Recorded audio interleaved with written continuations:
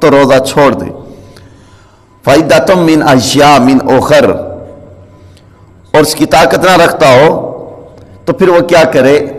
بیماری کی حالت میں، سفر کی حالت میں روزہ چھوڑ دے. ایام اخر، باقی دنوں میں اس کی گنتی جو ہے وہ پوری کر لے. اس سلسلے میں جمہور فقہا کا موقف ہے کہ مسافر کو روزہ رکھنے یا چھوڑنے کا اختیار ہے. اس لیے صحابہ اکرام حضور نبی اکرم صلی اللہ علیہ وسلم کے آپ کے ساتھ ماہ رمضان میں جب سفر پر ہوتے، روانہ ہوتے، تو ان میں سے کچھ روزہ رکھتے اور کچھ روزہ نہ رکھتے. اب روزے دار روزہ چھوڑنے والوں کو اور روزہ چھوڑنے والا روزہ دار کو مورد الزام یعنی کہ الزام نہیں ٹھہراتا تھا، جیسا کہ حضرت عبداللہ بن عباس رضی اللہ تعالیٰ عنہ سے مروی ہے.